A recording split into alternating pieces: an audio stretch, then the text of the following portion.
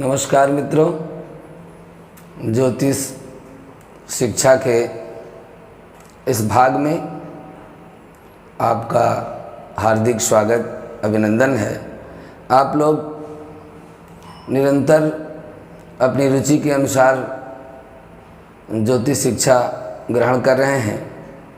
इस समय आप विवाह से संबंधित ज्ञान अर्जित कर रहे हैं, जिस पर पिछले 2 वीडियो आपको हमने दिए हैं। विवाह का विचार कैसे करना चाहिए और गुण कैसे देखना है, इसके बाद गण, नाड़ी, ग्रह मैत्री, वर्ण मैत्री आदि के विषय में आपको बताया है। शायद आपको अच्छा लगा होगा। फिर भी अगर आपके मन में इसके अलावा भी कोई जिज्ञासा है तो ये विवाह प्रकरण क्रमशः जारी है। आज हम विवाह नक्षत्रों के विषय में आपको बताएंगे। वैसे तो ज्योतिष शास्त्र ब्रह्मा जी का नेत्र कहा गया है, तो इस ज्योतिष शास्त्र को पूर्ण रूप से जानने के लिए हमारे शास्त्रों में कुछ नीति और नियम दिए गए हैं। कहते हैं कि विप्रो वृक्षस्तस्य मूलम च संध्या, वेदा शाखा धर्म कर्माणि पत्रम, तस्मात् मूलम भवतो रक्षणीयम, छिन्ने वृक्षे नैव छीने पत्रे नैव मूले न शाखा। ब्राह्मण रूपी ये जो वृक्ष है, विप्रो वृक्ष है, तस्य मूलम च संध्या। इसका मूल रूप ये है कि संध्योपासन।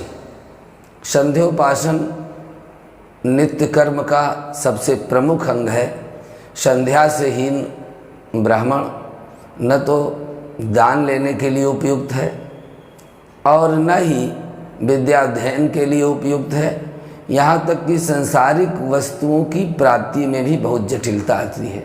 इसलिए नित्य प्रति कम से कम 1 माला, ना हो सके तो 11 बार, 21 बार, 51 बार गायत्री मंत्र का जप भगवान सूर्य के समक्ष अर्घ्य देते समय अवश्य करें। और अपनी रक्षा के लिए जैसा हमने प्रयोग दिया है, हाथ में जल लेकर 3 बार गायत्री मंत्र पढ़ करके अपने चारों तरफ घुमा करके ढालें। यह प्रयोग एक अकाट्य प्रयोग है।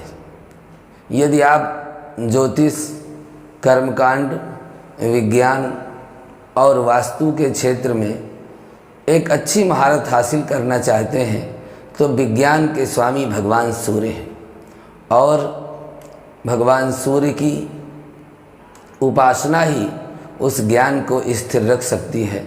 इसलिए संध्योपासन, नित्य कर्म आदि करना ब्राह्मण के लिए बहुत आवश्यक है।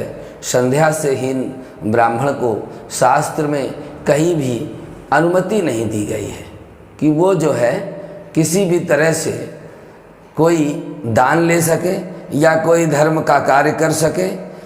इसलिए आप लोगों को हम यह सर्वप्रथम बताना चाहते हैं कि यदि आप विद्यार्थी जीवन में इस क्षेत्र में सफल होना चाहते हैं तो निश्चित रूप से आप संध्योपासन करें। हमारा वादा है, इस संध्योपासन के माध्यम से जो भी विद्या आप एक बार ग्रहण करेंगे वह हमेशा आपके साथ रहेगी। अब आज प्रारंभ करते हैं इस विवाह प्रकरण में। सबसे पहले हम देखते हैं कि कौन कौन से नक्षत्र हैं जो विवाह में आपको ग्रहण करना है। वैसे तो नक्षत्रों की संख्या 27 है, लेकिन विवाह में सभी नक्षत्रों का प्रयोग नहीं होता है।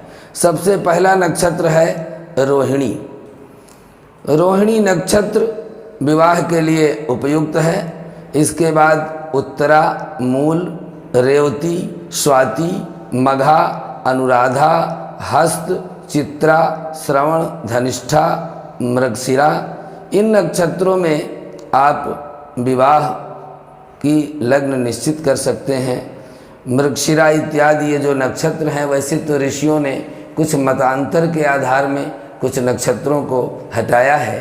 पहले तो इस विवाह की श्रृंखला में पुख्य नक्षत्र भी लिया जाता था, लेकिन जब भगवान श्री राम का विवाह मार्गशीर्ष मास में इसी नक्षत्र में हुआ तो ब्रह्मा जी के पुत्र वशिष्ठ जी की सहमति पर इस नक्षत्र को विवाह की श्रृंखला से अलग कर दिया गया।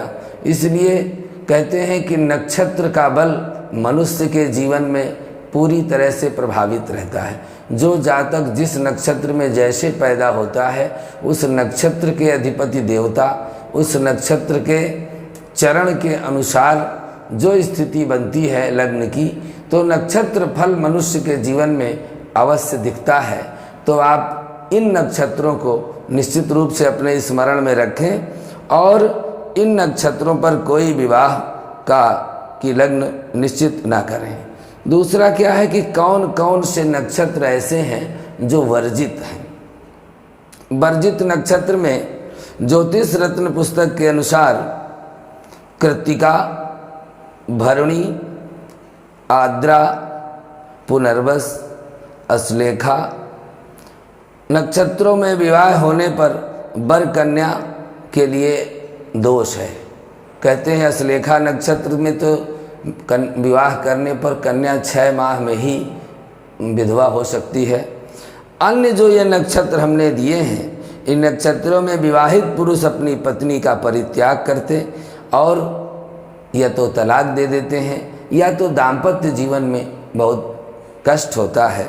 इसलिए इन नक्षत्रों में जिनमें चित्रा है, विशाखा है, ज्येष्ठा है और तीनों पूर्वाषाढ़ हैं, इन नक्षत्रों में विवाह की लग्न निश्चित नहीं करना चाहिए। इन नक्षत्रों से ज़रूर बचना चाहिए। यदि आप इस सावधानी को रखते हुए विवाह की लग्न निश्चित करेंगे तो अवश्य ही आपको इस क्षेत्र में एक अच्छी सफलता मिलेगी। हमें विश्वास है कि आप नक्षत्रों को ठीक से अच्छी तरह से देख करके ही विवाह लग्न का निर्धारण करेंगे। आज के लिए बस इतना ही। अगले भाग में आपसे फिर मिलते हैं। नमस्कार।